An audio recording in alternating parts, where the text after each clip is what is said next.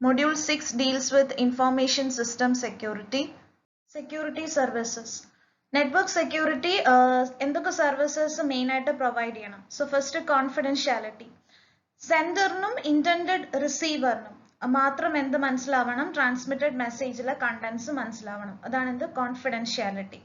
Authentication, കമ്മ്യൂണിക്കേഷനിൽ participate ചെയ്യുന്ന സെൻഡറും റിസീവറും അവരുടെ identity authenticate ചെയ്തിരിക്കണം. ഒറിജിനൽ സെൻഡറും റിസീവറും ഒക്കെ തന്നെയാണ് പാർട്ടിസിപ്പേറ്റ് ചെയ്യുന്നതെന്ന് ഉറപ്പുവരുത്തുക. പിന്നെ മെസ്സേജ് ഇന്റഗ്രിറ്റി. സെൻഡർ സെൻഡ് ചെയ്ത മെസ്സേജ് റിസീവർ സൈഡിൽ എത്തുമ്പോൾ മെസ്സേജിൽ ചേഞ്ച് ഒന്നും വരാൻ പാടില്ല. ഇനി അഥവാ ട്രാൻസ്മിഷൻ ടൈമിൽ മെസ്സേജിൽ ചേഞ്ച് എന്തെങ്കിലും വന്നിട്ടുണ്ടെങ്കിൽ അത് ഡിറ്റക്ട് ചെയ്യാൻ പറ്റണം. അതാണ് message integrity. Then availability and access control. Availability means ഒരു സെർവർ സിസ്റ്റം പ്രൊവൈഡ് ചെയ്യുന്ന സർവീസസ് അതിന്റെ ഓതറൈസ്ഡ് യൂസേഴ്സിന് എപ്പോഴും എന്തായിരിക്കണം, അവൈലബിൾ ആയിരിക്കണം. പിന്നെ ആക്സസ് കൺട്രോള്, ആർക്കൊക്കെ ഡേറ്റ ആക്സസ് ചെയ്യാം, ആർക്കൊക്കെ ഒരു ഡേറ്റ ആക്സസ് ചെയ്യാം എന്നുള്ളത് കൺട്രോൾ ചെയ്യാൻ പറ്റണം. അതാണ് എന്ത് ആക്സസ് കൺട്രോൾ. സോ ഇത്രയാണ് മെയിൻ ആയിട്ട് സെക്യൂരിറ്റി സർവീസസിൽ വരുന്നത്. Confidentiality, authentication, message integrity, availability and access control. Next, different types of network attacks. Main ആയിട്ട് 7 types of network attacks ആണുള്ളത്. So first one, spoofing, sniffing, mapping, hijacking, trojans, denial of service and distributed denial of service, social engineering. So first one, spoofing, identity spoofing or IP address spoofing.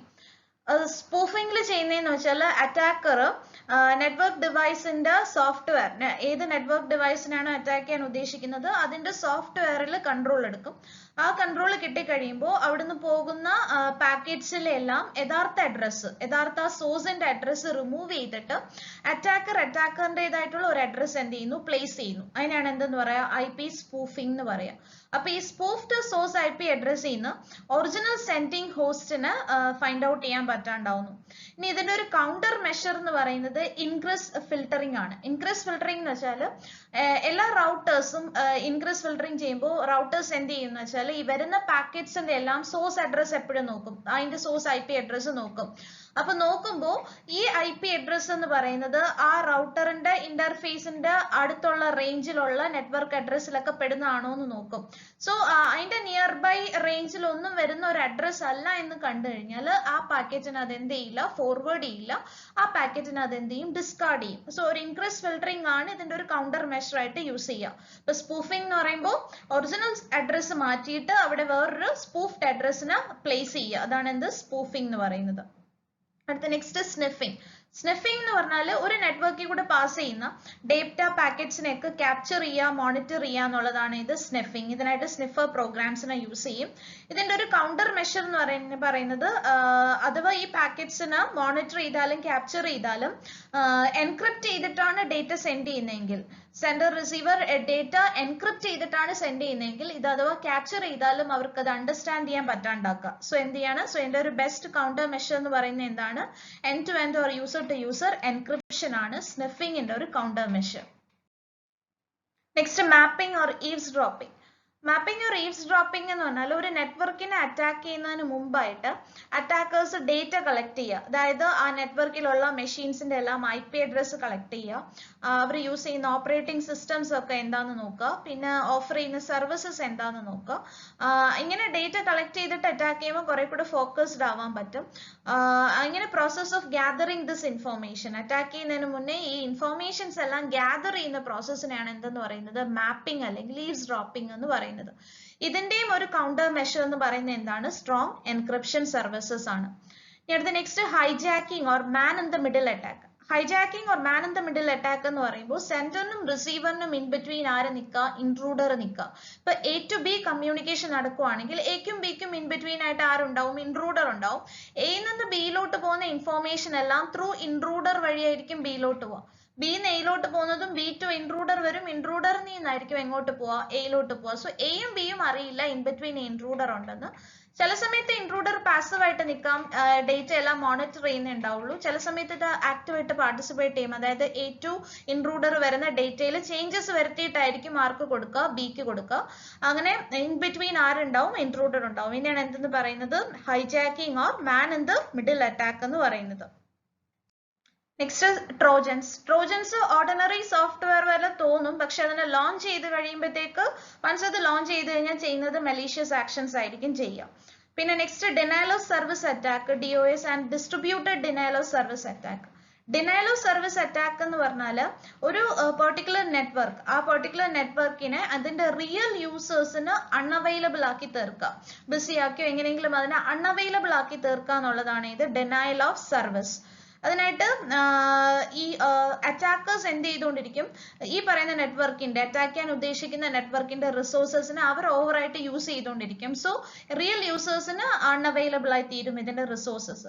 പിന്നെ അതിന്റെ routing ഇൻഫോർമേഷൻസിനെ disrupt ചെയ്യുക, physical network കമ്പോണൻസിനെ disrupt ചെയ്യുക. So finally real യൂസേഴ്സിന് ഈ നെറ്റ്വർക്കിനെ access ചെയ്യാൻ പറ്റാണ്ടാക്കുക. അതാണ് എന്ത് denial of service attack എന്ന് പറയുന്നത്.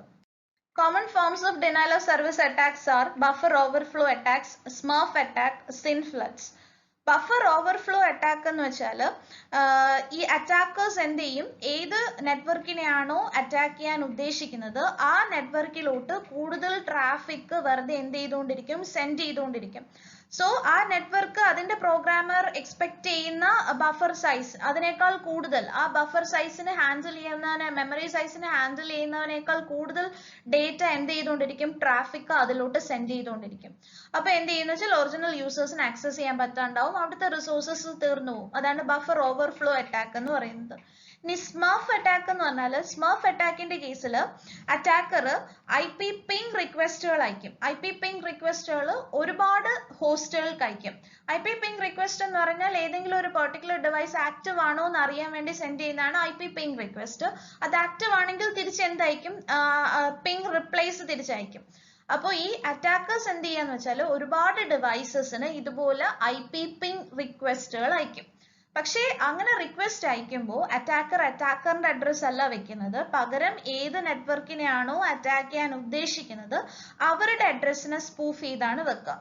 അപ്പൊ ആരാണോ അറ്റാക്ക് ചെയ്യാൻ ഉദ്ദേശിക്കുന്നത് അവരുടെ അഡ്രസ്സ് വെച്ചിട്ട് ഒരുപാട് പേർക്ക് പിങ് റിക്വസ്റ്റുകൾ അയക്കും.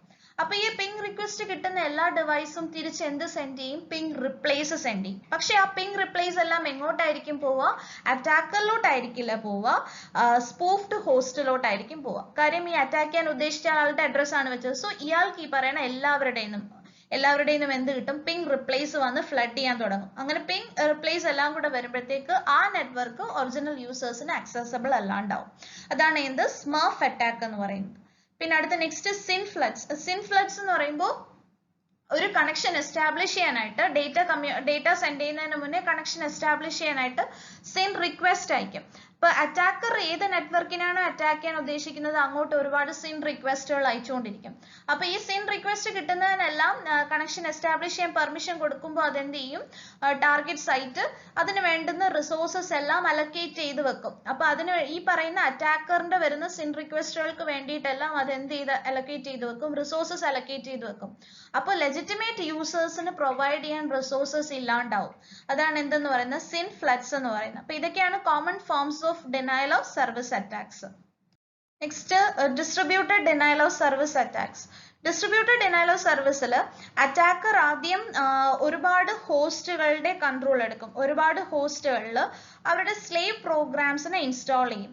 പിന്നെ ആ ഹോസ്റ്റുകളെല്ലാം അറ്റാക്കറിന്റെ കൺട്രോളിലായിരിക്കും. എന്നിട്ട് ഈ സ്ലേവ് പ്രോഗ്രാംസ് എല്ലാം കൂടെ ആരെയാണോ അറ്റാക്ക് ചെയ്യാൻ ഉദ്ദേശിക്കുന്നത് ആ നെറ്റ്വർക്കിന് ഈ സ്ലേവ് പ്രോഗ്രാംസ് എല്ലാം കൂടി എന്ത് ചെയ്യാൻ തുടങ്ങും, അറ്റാക്ക് ചെയ്യാൻ തുടങ്ങും. മാസ്റ്റർ പ്രോഗ്രാമിന്റെ കൺട്രോളിനനുസരിച്ച് ഈ സ്ലേവ് പ്രോഗ്രാംസ് എല്ലാം എന്ത് ചെയ്യാൻ തുടങ്ങും, ഒരു നെറ്റ്വർക്കിനെ അറ്റാക്ക് ചെയ്യാൻ തുടങ്ങും. സോ ഇവിടെ ഒരുപാട് പേര് ചേർന്നിട്ട് അറ്റാക്ക് ചെയ്യുന്നത് കൊണ്ട് തന്നെ ഇവിടെ ഡിസ്ട്രക്റ്റീവ് എഫക്റ്റ് എന്തായിരിക്കും, കൂടുതലായിരിക്കും.